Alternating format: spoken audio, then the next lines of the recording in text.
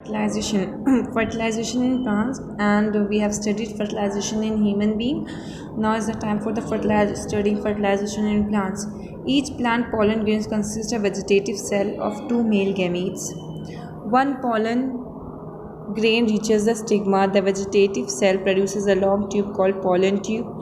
The pollen tube, which carries the male gametes pushes its way down through the main style and the ovule to the micropyle. One male gamete fuses with the egg cell in the ovule, giving rise to zygote. This is called fertilization. The other male gamete fuses with the other cells within the ovule to form food stored in food store in the seed. Okay, in your book only the things are written, but I would like to explain this through the book of class 5th.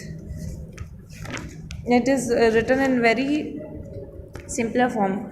Whole para says when the pollen grain is going to reach to the stigma, it is going to come down through the pollen tube. The pollen tube is going to enlarge. The male gamete is going to come in the contact of, see, this is ovary and these are the ovules, is going to come in the contact of ovules, the female sex cells. ठीक है.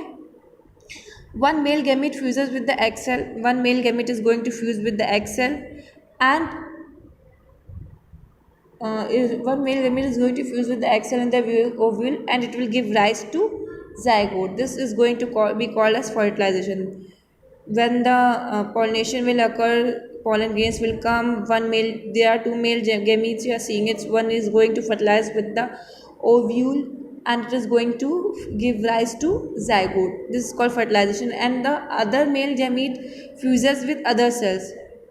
The other male gamete fuses with the other cells, means other cells of ovule, to form food store of the seed. मतलब जो दूसरा पहला वाला जो होगा वो जाके ओव्यूल के साथ फर्टिलाइज कर जाएगा, वो फर्टिलाइजेशन का काम कर देगा, और मेल जमीट और फीमेल जमीट फ्यूज़ करके बना देंगे ज़ाइगोट. लेकिन और जो दूसरा होगा वो क्या करेगा, वो दूसरा वाला सेल के विदिन ही ओव्यूल्स के साथ सेल के अंदर जाके फ्यूज़ कर जाएगा और फूड स्टोरेज का काम करेगा सीड्स के लिए. ठीक है. पोस्ट फर्टिलाइजेशन चेंजेस क्या होते हैं, फर्टिलाइजेशन के बाद क्या क्या चेंजेस आते हैं. The ovule develops into the seed. Ovule क्या करता है, सीड के अंदर डेवलप कर जाता है. तो ज़ाइगोट ग्रोज इनटू एम्ब्रियो. आपको पता ही है ज़ाइगोट के बाद जो सेकंड स्टेज आता है वो एम्ब्रियो होता है. And the ovary forms the fruit. Ovary जो होगा वो फ्रूट बनाएगा. The rest part of the flower such as stamen, style and stigma shrivel and fall off. जो stamen, style और stigma होगा वो झड़ जाएगा और गिर जाएगा. The sepals may or may not persist after fertilization. Sepals रहे या ना रहे fertilization के बाद. The unripe fruit is usually green and tastes sour and bitter to repel fruit eating animals. तो जो अभी डेवलप हो रहा है फ्रूट वो क्या होता है, सड़ा, मतलब बहुत खट्टा सा होता है. उससे क्या होता है, जानवर जो होते हैं, जो नेक्टर सकिंग एनिमल्स होते हैं जो कि फ्लावर्स की वजह से पास आते हैं, अभी वो फ्रूट्स डेवलप हो रहे होते हैं तो वो खट्टे होते हैं, उनका टेस्ट अच्छा नहीं होता, तो वो दूर भागते हैं. तब तक कि फ्रूट राइप नहीं होता, पक नहीं जाता. The fruit ripens when the seed mature to attract fruit eating animals for seed dispersal. जब तक फ्रूट पक नहीं जाता और तब तक सीड्स मैच्योर नहीं हो जाती, तब तक के फ्रूट ईटिंग एनिमल्स उसके पास नहीं आते हैं. The embryo consist of a radical और अ प्लीम्यूल. एम्ब्रियो क्या चीज़ें कंसिस्ट करता है, रेडिकल और एक प्लीम्यूल. ओके. एम्ब्रियो कंसिस्ट करता है रेडिकल और प्लीम्यूल का. 1 और 2 कॉटिलीडन्स. कॉटिलीडन्स क्या होते हैं, ये देखिए, these are the cotyledons, these are the seed coat. ये एम्ब्रियो है, दीज आर द कॉटिलीडन्स. और seed leaves. It lies dormant in the seed until the condition are favourable for germination. Cotyledons जो होते हैं इसके अंदर रहते हैं जब तक कि जर्मिनेशन का फेवरेबल कंडीशन नहीं मिलता, ये इसके अंदर ही रहते हैं. For germination, the process by which dormant embryo becomes active and grows into seedling. जब तक कि फेवरेबल कंडीशन नहीं मिलता ये इसके अंदर रहता है. जब फेवरेबल कंडीशन मिल जाता है तो radicle give rise to the root. Radicle जो होता है नीचे का पार्ट जो होता है वो रूट्स को राइज कर देता है. while the रेडिकल से रूट्स बन जाते हैं और प्लूम्यूल से शूट बन जाते हैं. Radicle will give rise to root and plumule give rise to shoot. The growing root and shoot utilize the food store in cotyledon. जो ग्रोइंग फूड रूट और शूट होते हैं वो क्या करते हैं, फूड का यूटिलाइजेशन करते हैं जो कि कॉटलीडन्स में स्टोर होते हैं. कॉटलीडन्स क्या होते हैं, ये देखिए, सीड लीव्स इनसाइड. ठीक है, ये एक सीड था, इसको दो में, इसको बीच से कट किया. प्लांट था, जब फर्टिलाइजेशन हुआ, फ्रूट, ये फ्रूट ऐसे बनेगा. ठीक है, सब इसके जो रिसेप्टिकल्स थे, पेटल्स सब इसके श्रिवल कर गए, गिर गए, फ्रूट बना. ये देखिए, this is the fertilisation of,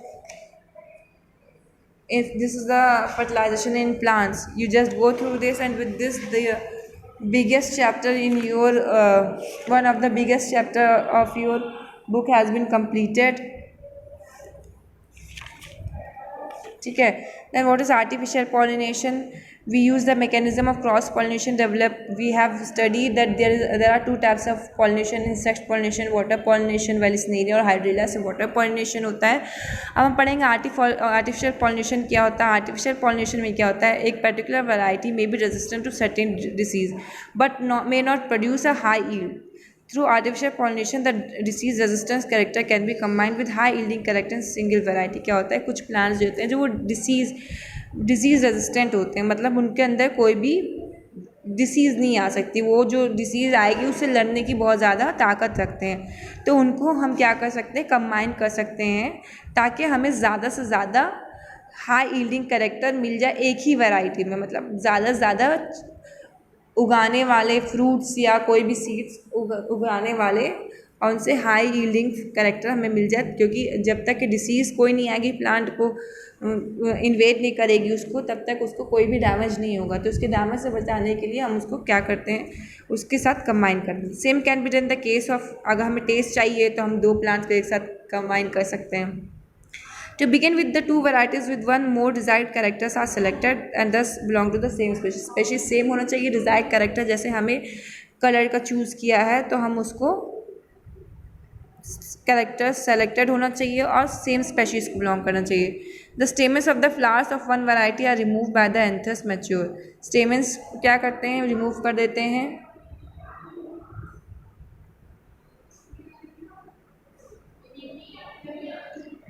ठीक है, gynoecium is remove with a bag so the natural pollination can't occur. Gynoecium को हटा देते हैं एक बैग की मदद से, ताकि नेचुरल पॉलिनेशन अकर ना कर सकते. Pollen grains forms the second variety are collected and brushed on to the stigma of the first variety. Pollen grains जो होते हैं उनको ब्रश कर देते हैं ताकि वो स्टिग्मा ऑफ फर्स्ट वैरायटी पर जाके